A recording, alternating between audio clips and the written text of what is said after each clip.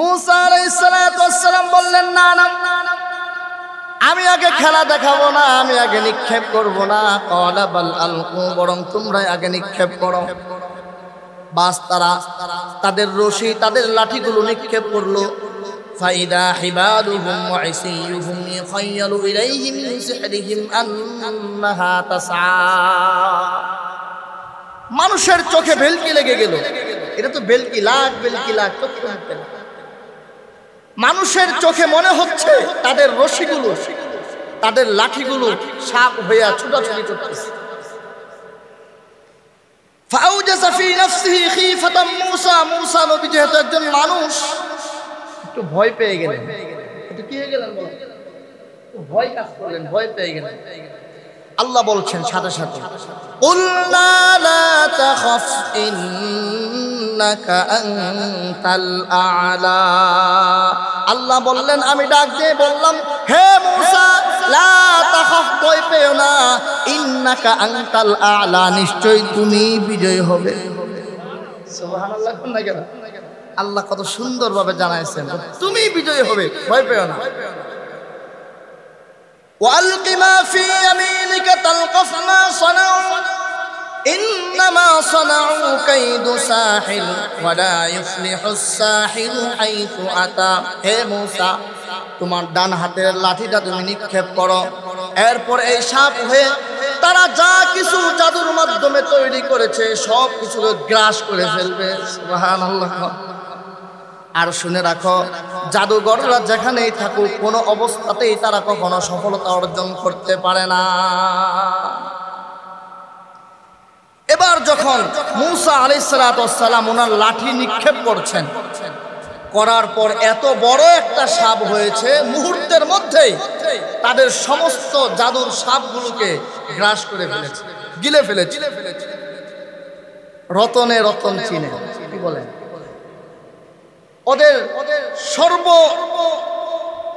মানে বড় বড় যত জাদুঘর ছিল, সর্বশ্রেষ্ঠ জাদুঘরদের জাদুর সেই সাপগুলোকে যখন মুহূর্তেই একটা সাপ গ্রাস করে ফেলেছে, এটা দেখেই তারা বুঝতে পেরেছে সে জাদুঘর না, সে জাদুঘর হতেই পারে না। জাদুঘরের বিদ্যার মধ্যে এমন কোন বিদ্যা নাই যে জাদু করে এতগুলো সাপ একসাথে মুহূর্তেই গ্রাস করে ফেলবে। আল্লাহু আকবার। লক্ষ্য করেন যে বিষয়টা বোঝানোর জন্য ঘটনাটা সংক্ষেপে বললাম। এই দৃশ্য দেখার পর জাদুঘররা বুঝতে পেরেছে আমরা জাদুঘর, আমরা মানুষকে বেলকি দেখাই, লাখ বেলকি, লাখ চোখে মুখে লাখ, কিন্তু না না, মূসা আর মূসার ভাই হারুন যা দেখাইছে এটা নিশ্চয়ই জাদু না, এটা হলো নিশ্চয়ই নিশ্চয়ই একজন পয়গম্বরের মুআজিজা, পয়গম্বরের কেরামতি। আল্লাহু আকবার। আর দেরি করলো না, ফাউলকিয়াস সাহারাতু সুজ্জাদান ক্বালু আমান্না বিরাব্বি হারুন ওয়া মূসা। আল্লাহু আকবার। দেরি না করে সাথে সাথে সমস্ত জাদুঘররা সিজদায় পড়ে গেছে। সিজদায় পড়ে বলতেছে, আমরা ঈমান আনলাম মূসা এবং হারুনের রবের প্রতি। সুবহানাল্লাহ। মূসা এবং হারুনের রবের প্রতি ঈমান আনলাম। এই অবস্থা থেকে ফেরাউনের মাথা নষ্ট হয় রে, কি নিয়ে আসলাম, কেন করলোটা কি? লক্ষ লক্ষ মানুষদের সামনে তারা পরাজয় হয় নাই, শুধু এখন ঈমান আইনা ফেলছে মূসার প্রতি, মূসার রবের প্রতি, হারুনের রবের প্রতি। এবার ফেরাউন রাগান্বিত হয়ে বলতেছেন, ক্বালা আমানতুম লাহু ক্বাবলা আন আযানা লাকুম। সাহস তো কম নয়, আমার অনুমতি পূর্বেই তোমরা ঈমান এনে ফেললে, আমার অনুমতি নিলা না, জিজ্ঞাসা করলেন আমি তোমাদের রব।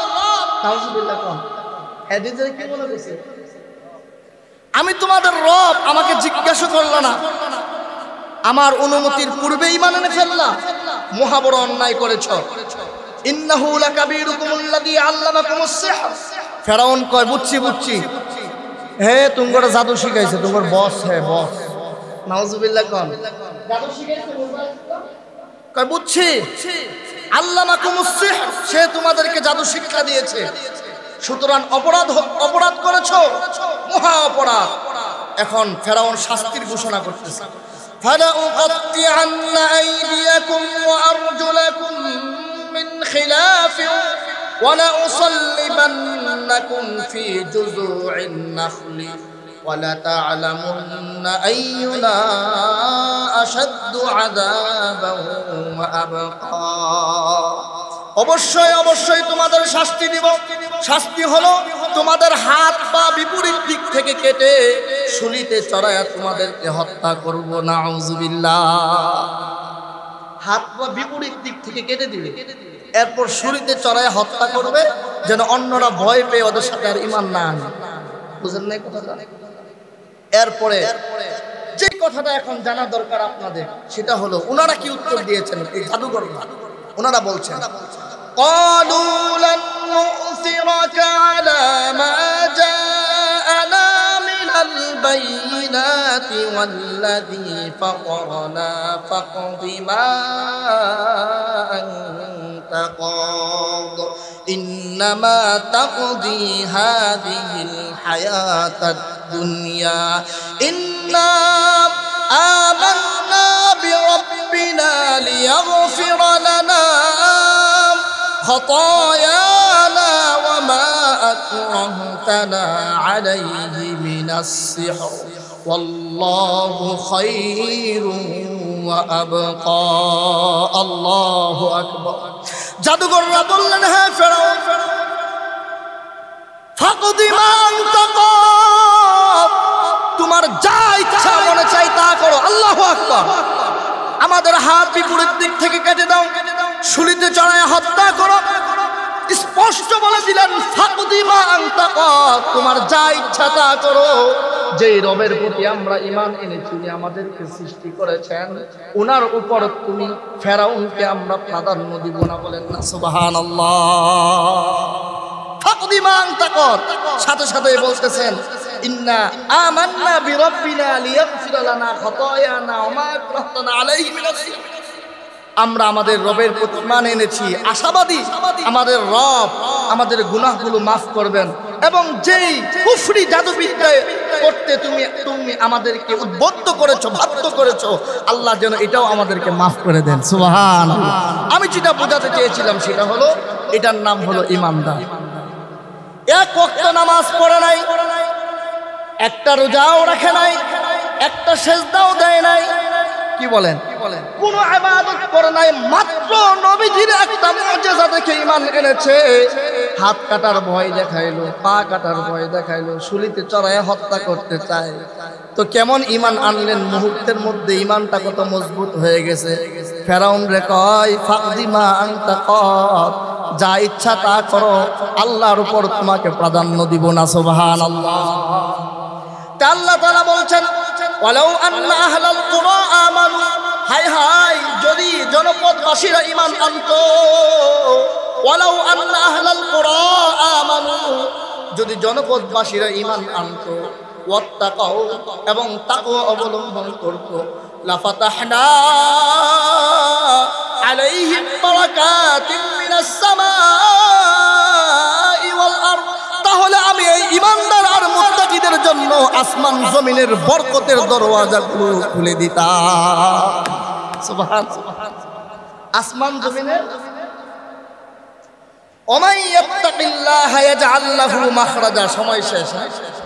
এই কথাটা বলি, যেহেতু একটা তো বুঝলেন একটু, তাহলে মুত্তাকির কথাটা বলি। আসমান জমিনের বরকতের দরজা খুলে দিবেন যদি ঈমান আনে এবং মুত্তাকি হতে পারে। আল্লাহ বলছেন, ওয়ামাই ইয়াত্তাকিল্লাহা, গভীর মনোযোগ, ওয়ামাই ইয়াত্তাকিল্লাহা, যে ব্যক্তি আল্লাহকে ভয় করবে, ইয়াজআল লাহু মাখরাজা, তার জন্য সমস্ত রাস্তাকে আমি খুলে দিব, সহজ করে দিব। সুবহানাল্লাহ। ওয়ামাই ইয়াত্তাকিল্লাহা ইয়াজআল লাহু মাখরাজা ওয়া ইয়ারযুকহু, ওই মুত্তাকি বান্দাকে আমি রিজিক দিব বিগাইরি হিসাব, বিলা হিসাব। সুবহানাল্লাহ। কন্যা কেন একটু বুঝার চেষ্টা করেন।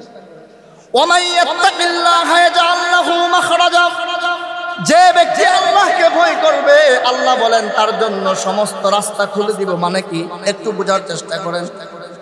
আপনি মুসিবতে পড়েছেন, মুসিবত অনেকভাবে হতে পারে। খুব মুসিবতে পড়েছেন, এখন আপনার কাজ কি? আমরা যখন মুসিবতে পড়ি তখন গুনাহ বেশি করি, কথা বোঝার চেষ্টা করেন। মানে মুসিবতে পড়েছি, এখন টেনশন ধরছে না, এখন গুনাহ করি। যেমন কথার কথা, মুসিবতে পড়ার সাথে সাথে বাসায় আইসা ফাঁকা একটা জায়গায় বৈশা সিগারেট একটা ধরে টানতে আসে, চিন্তা করতেছে তো ভাই এমন করতেছেন কেন? কই টেনশন। কি বলেন না কেন? কি টেনশন? আর সিগারেট টানা, বিড়ি খাওয়া, এটা তো গুনাহ, এই সওয়াবের কাজ নাকি? অবশ্যই গুনাহ। হ্যাঁ, তাহলে আপনার টেনশনের সময় আপনি কি করতেছেন বলেন? আপনি গুনাহ করতেছেন। হ্যাঁ, মানে আমি সংক্ষেপে বলে যাচ্ছি, আমাদের যখন টেনশন হয়, বিপদ আসে, তখন আমরা গুনাহ করি। যেমন আপনার টাকার সংকট, টাকা নাই, বুঝেন নাই কথা, সমস্যায় পড়ে গেছেন। এখন আপনি কি করবেন? কই এই বিপদের মধ্যে এখন আল্লাহকে ভয় না করে সে আরেকটা গুনাহ করতেছে। সেটা কি? সুদি টাকা নিতেছে, লোন। কথা বুঝেন না কেন? সুদ খাওয়া, এটাকে ছোট গুনাহ না বড় গুনাহ? এটা আওয়াজ করে কোন, ছোট না বড়? তো আমরা যখন টাকার প্রয়োজন দেখা দেয় আমাদের, তখন আমরা কি করি? সুদে টাকা নেই। তাহলে বিপদে পড়লে আমরা সুদ খাই, বিপদে পড়লে আমরা বিড়ি খাই, মানে মুসিবতের সম্মুখীন হইলে আমরা আরো গুনাহ করতে থাকি। কিন্তু মুসিবত থেকে বাঁচার উপায় হলো আল্লাহকে ভয় করা। সুবহানাল্লাহ। মুসিবত থেকে বাঁচার উপায় কি? আওয়াজ করে কোন। লক্ষ্য করেন, আয়াতের ব্যাখ্যাটা সংক্ষেপে বোঝার চেষ্টা করেন।